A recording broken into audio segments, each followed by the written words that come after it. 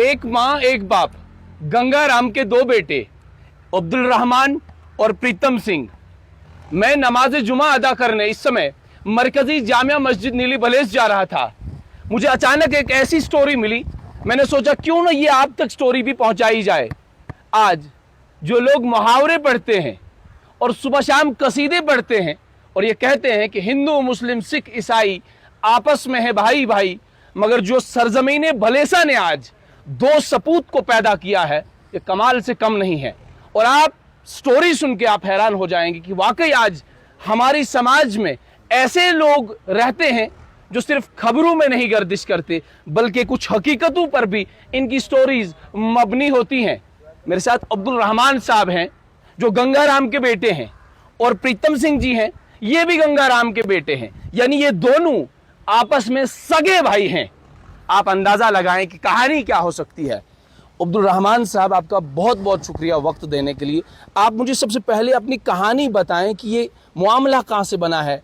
आप अब्दुल रहमान साहब, आप मुस्लिम समुदाय से ताल्लुक़ रखते हैं और प्रीतम सिंह जी ये तो सनातन से ताल्लुक़ रखते हैं, तो ये कहानी कैसे बनी है? ये कहानी एक सच की तलाश है जी। शुरू में बचपन से मेरे दोस्त मुस्लिम रहे हैं, वो नमाज पढ़ते रहे हैं। मैं अपने दीन पर था, जो हमारा दीन था, लेकिन आज मैं देखता हूँ कि दीन तो जीने के तरीके को कहा जाता है, लेकिन वहाँ जीने का तरीका कुछ पाया नहीं गया। उस वक्त भी नहीं पाया गया और अभी भी नहीं पाया जा रहा है। मैं अपने भाइयों को, अपने यार दोस्तों को समझाता हूँ कि देखें, इंसान जो है अल्लाह तबारक व तआला ने इसे सब जानदारों से बेहतर जानदार बनाया, जिसे अशरफ मखलूक कहा जाता है।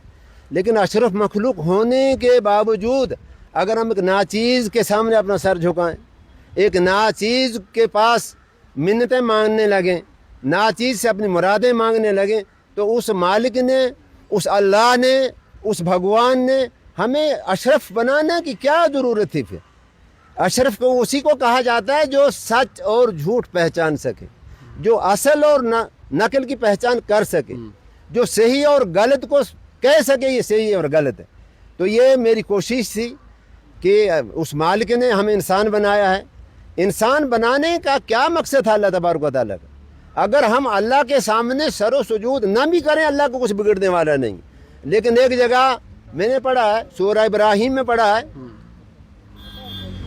लाइन शकर तुम ला अज़ीदन्नकुम, कि अगर अल्लाह तबारक व तआला आपको छोटी सी चीज़ अता करता है तो आप उसका शुक्र कीजिए, मैं बड़ी से बड़ी नियामत आपको अता करूँगा। तो बस ऐसे हमारे ये तजर्बा चलते रहे, हम जो अल्लाह से मांगते रहे। अब्दुल रहमान साहब, आपकी ज़िंदगी के बारे में पूछना चाहूँगा। आपका डेट ऑफ बर्थ क्या है और उसके बाद कितने साल के बाद आप सनातन से दीनी इस्लाम में आए और आपकी उस समय उम्र क्या थी? आपका पहले नाम क्या था? और आज की तारीख में तो आप माशाल्लाह अब्दुल रहमान हैं। मुझे सबसे पहले आप ये बताएं कि 30 साल की कहानी आप सुनाएं। देखें जी, 30 साल की कहानी यही है कि सनातन पुराने को कहा जाता है। सनातन का लघवी मानी जो है वो पुराना है, लेकिन पुराना जो है तो एक भाई, जब एक बाप ने अपने बच्चे को घर से निकाल दिया, रामचंद्र को घर से निकलने का आदेश दिया तो निकल गया, उसने दूसरी बात नहीं की कि अब्बा जान मैं क्यों घर से निकलूं। और जो उसकी बीवी रही, उसके जो देवर थे, कृष्ण जी वगैरह थे, उन्होंने उनके मुंह को नहीं देखा तो पैर देखते थे। सनातन ये था।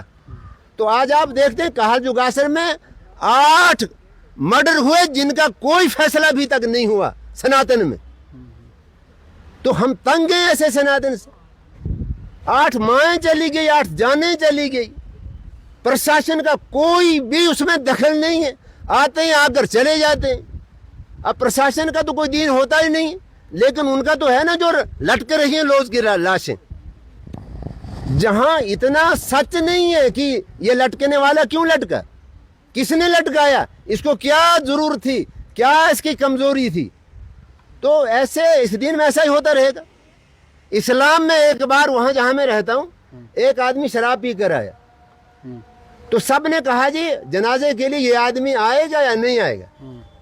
तो मैंने कहा ये आ नहीं सकता, मैं आलिम तो नहीं हूँ लेकिन आ नहीं सकता है। तो जब तक हम जनाजा करें, जब तक वापस आए, तब तक ऐसे जैसे नौजवानों ने उसको पीट पीट के झाड़ियों में डाल दिया था, सिर्फ एक आदमी मुसलमान। तो उसके बाद कुछ दिनों के बाद में एक आलिम दीन से मिला और उनका वाक़या बताया। तो उन्होंने कहा कि जो अगर शराब पीता है, अगर वो लिखा पढ़ा आदमी हो, तो जहाँ शराब की हुर्मत है, जब वो होश में आता है उसको गुस्ल करें, गुस्ल के बाद उसको वो जहाँ शराब की हुर्मत है उसको पढ़ाया जाए। अगर वो लिखा पढ़ा नहीं है तो शराब की हुर्मत के बारे उसको तर्जमा और तफसीर सारी बात बताई जाए, ताकि वो आइंदा के लिए तौबा करे, कान पकड़ ले। तो ये भी एक सब कामोजा बात है कि एक आदमी अब शराब पीता और उसके साथ ये किया जाता है, और एक तरफ 8 कत्ल हो रहे हैं और कोई भी बात नहीं हो रही। आज तक कोई बात नहीं हुई। यहाँ ये मेरा इलाका, मुझे तब इस इलाके का दुख है। मैं कालजू कासर का रहने वाला। 8 लोग मर गए सूली लगा लगा कर, लेकिन कोई और क्या बोलते हमारा सनातन धर्म है। अरे सनातन धर्मी हो, वो सनातन धर्म को एक औरत लटकाई मुझे बताओ, जो सीता माता जैसी कोई ऐसी औरत बताओ, अभी मैं सनातन धर्म में चले जाता हूँ। अरे सनातन धर्मियों तो तुमने तो सनातन धर्म को बदनाम कर दिया।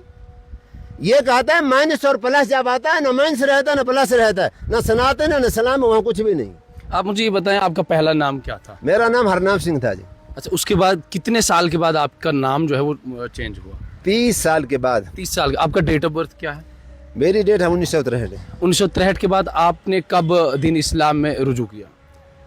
तकरीबन 93 के बाद ही। 93 के बाद। तो आज आप कहाँ पे रिहाइश कर रहे हैं? पंजाब में। पंजाब में कौन सी जगह? डिस्ट्रिक्ट जालंधर है, कस्बा शंकर, तहसील नकोदर में पड़ता है। अच्छा, वहाँ आपका घर वगैरह है या किसी मदरसा में? सब कुछ है, मदरसा भी है अल्हम्दुलिल्लाह, घर भी है। अच्छा, सब कुछ है, अल्लाह का करम है। तो आज आप बलेसा आए हैं, तो यहाँ किसके पास आप रह रहे हैं? अपने भाइयों के पास। अपने भाइयों के पास। कितने भाई हैं आपके? 7 भाई। 7 भाई। यहाँ एक भाई का इंतकाल हो चुका पीछे 1 महीने। अच्छा, कितने, उनका नाम क्या क्या है? जो हम में बड़े हैं वो रिटायर्ड मास्टर महात्मा सिंह हैं। अच्छा। उनसे छोटे जो शेर सिंह थे वो बेचारे अल्लाह को प्यारे हो गए। अच्छा। उनसे छोटे बलवंत सिंह जी हैं। हाँ। उनसे छोटा मैं हूँ। हाँ। मुझसे छोटे राजेंद्र सिंह जी हैं। हाँ। राजेंद्र सिंह से छोटे पृथ्वी सिंह है, वो भी वहाँ पंजाब में रहते हैं। हाँ। और पृथ्वी सिंह से छोटे ये प्रीतम सिंह जी हैं। हाँ। इनसे छोटे सरजीत सिंह जी हैं, वो भी वहीं पंजाब में ही रहते हैं। अच्छा। तो आपकी माता जी अभी हयात हैं? नहीं, अच्छा, वो उनकी अल्लाह की वफात वाली हो चुकी है। कब? 17 में। 17 में। तो उस समय आप यहाँ पे आए थे? हाँ आया।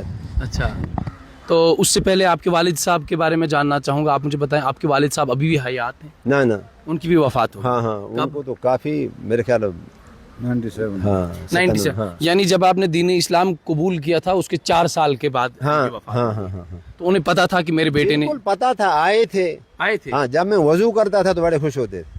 अच्छा। अब्बा बहुत सफाई पसंद थे। अच्छा। यहाँ के जो चंगा सऊदी के मुसलमान हैं, अक्सर सभी हर बच्चा जानते हैं। ये तो नई जनरेशन है ना, इनको क्या पता, ये तो नहीं जानते। अच्छा। लेकिन अगर गंगाराम घाट बोलेंगे तो सभी लोग जान जाएंगे कौन है क्या है। अच्छा। हाँ।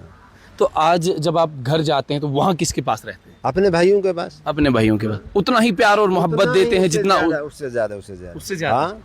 इनके यहाँ शादियाँ हुई, मैं आया, मैंने अपने बच्चों की शादियाँ की, ये किए।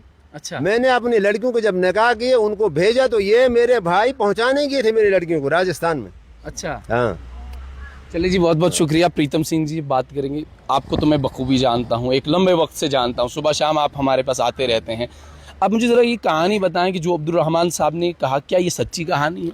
बिल्कुल सही बोला ना। आपके सगे भाई? सके भाई हैं। अच्छा। आप मुझे इससे पहले भी मौलाना इरफान साहब के बारे में कुछ कह रहे थे कि जब एक वक्त था जब यहाँ आतंकवाद था, अलगावाद था, तो उस समय की वो कहानी आप मुझे ज़रा सुनाएं। हाँ, मैं इधर घराट पे था तो तब वो गोहा में कांड हुआ था। तो मैं पंजाब से आ रहा था क्योंकि मैंने कुछ माल लाया था, गाय 2-3 गुजरों के साथ। तो हम भी इधर थे, वो गुजर भाई भी इधर थे, उनके साथ आए। हमारा मुसलमान भाइयों के साथ डेढ़ी से लेकर भाईचारा है। हाँ, बिल्कुल। तो इधर बैठे तब तक आगे जी मिलिटेंट। तो वो अब कश्मीरी मुझे आती नहीं, मैं समझ आती। हाँ। वो आए, वो बोलने लगे भाई इसका खून खाएंगे। जैसे उन्होंने राइफल इधर लगाई, तब तक अलीम अहमद भाई उधर आए। उन्होंने बोला कि ये कहाँ, ये तो हमारे मुंह में है, ये कहाँ जाएगा, पहले इसका जनाजा करो। जो उधर से वो डेड बॉडी लाई थी। अच्छा। वो उनका नाम जो गोवा में मारे थे आशिक हुसैन था। अच्छा। तो मैं तो खत्म था, डर गया था। हाँ। अली महमूद के आपकी उस समय उम्र क्या थी? उम्र सर ऐसे है मेरी 1917 डेट ऑफ बर्थ, 94 का अंदाजा यूँ लगा। समझ लीजिए कि 22-23 साल। 22-23 साल, हाँ जी। तब मैंने मूंछें भी रखी थी, तो मैं मूंछें उखेड़ने लगा। मैंने कहा ताव भी देखो देते हकीकत थे। बात है हाँ। भाई नहीं, उसके बाद मैंने मूंछें नहीं रखी, देखो दाढ़ी रखी। कई लोग मुझे सलाम करते हैं भाई है। ये अली मोहम्मद साहब कौन है? ये इनके डैडी का नाम मैं भूल गया, लासा भट्ट। हाँ, फिर उन्होंने इधर इनका मकान है साथ में पीछे, वो ले गए मुझे। हाँ, वो ले गए मुझे, रखा घर में उधर, दरवाजा बंद करके। फिर मैं 12 बजे उधर, उन्होंने उधर से निकाला। कहते वो कहाँ गया, उनको फिर पूछा, कहते कहाँ गया, कहते पता नहीं यार, हम रहे इधर जनाजा करते, तब तक पता नहीं कहाँ चले। हाँ, उधर छुपाया, एक प्राइवेट कमरे में छुपाया। मैं इनका ताज जिंदगी, वो मरते दम तक इनका गुण वो मैं भूल नहीं सकता हूँ कि इन्होंने मुझे मौत के मुंह से बचाया है। आप मुझे ये बताएं कि अपने परिवार को ये सब बता दिया है। अच्छा, बताया है? हाँ, बताया है, सबको बताया है, रिश्तेदारों को, सबको। कई मुसलमान भाइयों के साथ मैंने ये बात लगाई है। अच्छा। कि भाई उन्होंने मुझे दोबारा जिंदगी दी, नहीं तो उस वक्त उन्होंने वो बंदूक इधर लगाई। बिल्कुल। तो आप मुझे ये बताएं कि अब्दुल रहमान साहब से क्या उतना ही आप प्यार करते हैं, मोहब्बत की नहीं, जितना आप 7 भाइयों से प्यार करते हैं? इनसे उनसे ज्यादा है। क्योंकि ऐसा क्यों? हम में क्यों, कुछ पढ़ाई में कमियां हैं, इनमें जो पहले कमियां थी तो वो नहीं है अब। अच्छा, ठीक है ना, क्योंकि जो एक टीचर के साथ आदमी कितना प्यार से रहते हैं जब उनके स्टूडेंट होते हैं। अच्छा। तो जब आप एक ही घर में रहते हैं तो ये तो सुबह उठ के फजर की नमाज अदा कर रहे हैं, आप तो सुबह उठ के तो पूजा वगैरह करते होंगे, तो आपको उस समय नहीं लगता कि हम तो इनके लिए अलग कमरा, उसमें कोई फोटो नहीं होता है, कुछ नहीं होता है, जो जैसे इनके लिए सब कुछ जैसे इनके घर में अच्छा इंतजाम किया, इंतजाम हाँ होता है। आपने इनके लिए प्राइवेट कमरा रख दिया? हाँ बिल्कुल रखा है जनाब। जब भी आते हैं आप तो किस तरीके से इंतजाम करते हैं? भाई साहब का, अब्दुल रहमान साहब आ जाने वाले हैं तो चाय नाश्ता वगैरह, शाम का खाना? मीट है, हमारे डैडी तो खाते नहीं थे। हम खाते हैं, मगर हम भी मतलब हलाल ही इधर से लेते हैं। अच्छा। मुर्दार हमने भी नहीं खाया। अच्छा। मुझे तो आप छोड़ दिया है, मैंने तो कई साल हो गए, 1-2 दफा खाया है। हाँ। तो बस यही, हमसे कोई परहेज नहीं, सब बिल्कुल एक है। उधर हम जाते हैं, उधर भी ये प्यार करते हैं, इधर आते हैं, हम पहले से ज्यादा प्यार है।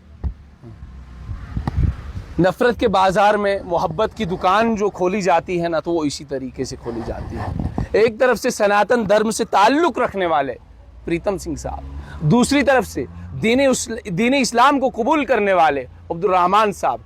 मगर वल्दियत एक, आप देखें कि ये भलेसा है, भले लोगों का वाकई देश है। कुछ एलिमेंट्स होते हैं जो समाज के अंदर नफरत का पैगाम फैलाते हैं, जो समाज के अंदर कभी हिंदू और कभी मुसलमान को लड़ाने की कोशिश करते हैं। मगर ये एक खूबसूरत सा पैगाम स्ट्रेट लाइन के जरिए आप तमाम लोगों तक पहुंचाने की कोशिश थी।